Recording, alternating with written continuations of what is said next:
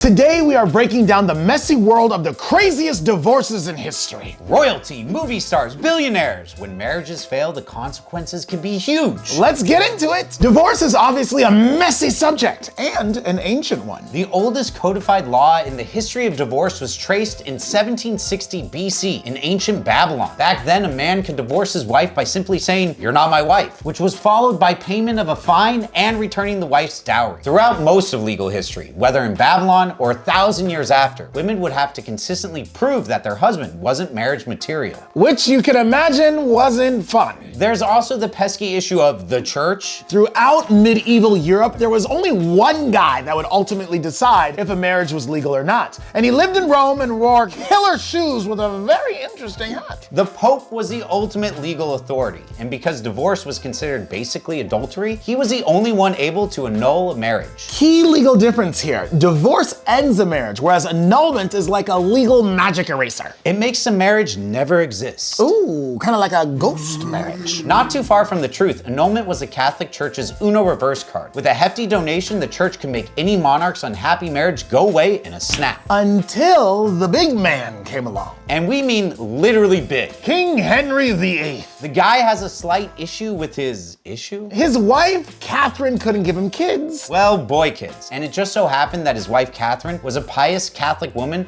whose family was tight with the Pope. And what do you do when the law is against you? Well, if you're the king of a whole island, you burn it to the ground. King Hank had to create his own legal system to get what he wanted. The man's domestic disruption didn't just split up a friends group, people. It split up an entire global sphere of influence. Ironically, even though the Church of England he created was founded by divorce, it maintained divorce was basically illegal until the Matrimonial Causes Act of 1857, when divorce was taken away from the church and made a civil matter. A couple centuries later, and we get our next high-profile celebrity divorce. Napoleon. And once again, it was a bed problem. Napoleon's wife Josephine failed to make him a boy dad. The tiny Frenchman was surprisingly progressive, especially compared to his corpulent English predecessor. It's thanks to Napoleon's divorce that we have some of the legal precedents in civil law that we do today. Napoleon and Josephine divided their assets. Jo got to retain the title and the rank of Empress Queen, and annual allowance of 2 million francs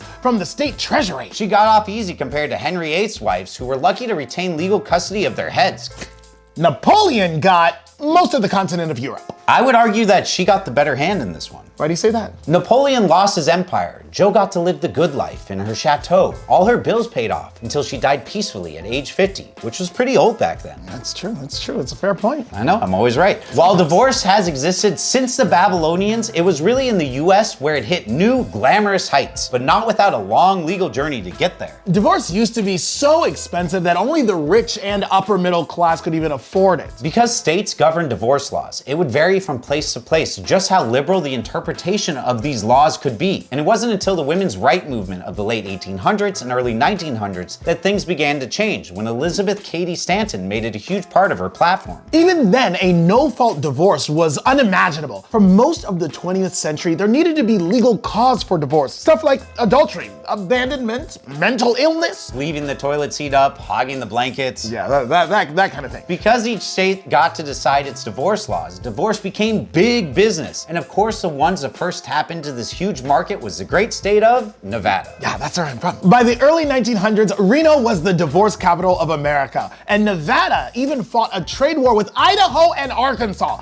to see who could lower their requirements more and more. And by 1916, the US led the world in the number of divorces. Divorce ranches started popping up where the unhappy couple could kick their feet up, have some drinks, ride some horses, and untie that pesky knot. Yeehaw. And in 1942, the landmark cases of Williams versus North Carolina 1 and 2 required the states to recognize divorces decided in other states, which led the way to no-fault divorces becoming an option in all 50 states. But if there's one place that's almost synonymous with messy public divorces, it's Hollywood. When your first love is acting, marriage can only fall by the wayside. In the late 90s and early 2000s, Tom Cruise became the it boy of amicable, debatable separations. Maverick has been married and divorced 3 times. I guess it's not easy to stay married when you're the spokesman of an entire religion. According to a tell-all book from a former Scientologist, the church allegedly assigned agents to pressure Cruz's first wife, Mimi Rogers, to get a divorce, to further Cruz's church-sanctioned relationship with actress Nicole Kidman, and then helped facilitate the divorce between Cruz and Kidman. Oh my gosh. You see, his split with Katie Holmes was even less friendly. Their custody battle of their children would dominate headlines throughout 2012 and 2013. Speaking of headlines, no recent divorce has been more controversial or more earth-shatteringly viral than Johnny Depp versus Amber Heard. Ironically, the divorce was just the start of their litigation. Maybe if your breakup is so bad that it warrants its own TV show, it was truly never meant to be. At the end of it all, Depp was granted $10 million in damages and $5 million in punitive damages, later lowered to $350,000, and Heard was awarded $2 million in damages. As you can see, there's big money in divorce. And not just for the lawyers. If you ever wanted to become an instant billionaire, all you gotta do is just divorce one. Not as easy as it may sound.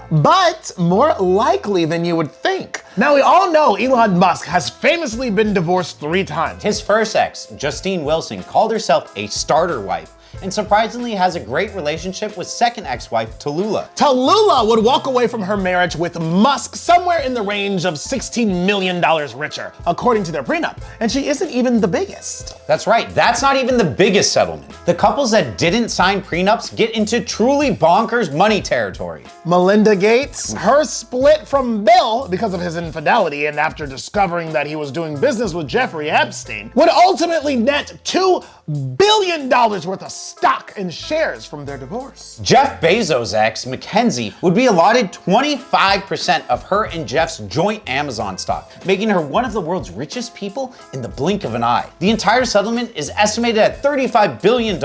That's just almost impossible to conceive of. Well, whether it's money or whether it's chemistry or whether you just can't stand the person anymore, divorce has become one of the constants of modern life. And one of the most common reasons you have to meet with a lawyer. It has changed immensely from what it was even just a couple decades ago. Not to mention what it was like when Henry was chopping off his wife's assets. Yeah, assets. In a way, divorce shows us how human we are. We all make mistakes, and we all get to start over. And whether it's the royals, the billionaires, the celebrities, or just regular people, it shows us what a huge impact the civil law can have on our day-to-day lives. Which is why you have lawyers like us to break it all down for you. So make sure you like and subscribe for more. If you want to keep seeing content like this, make sure to like and subscribe. Otherwise, this channel is not going to exist anymore. So please.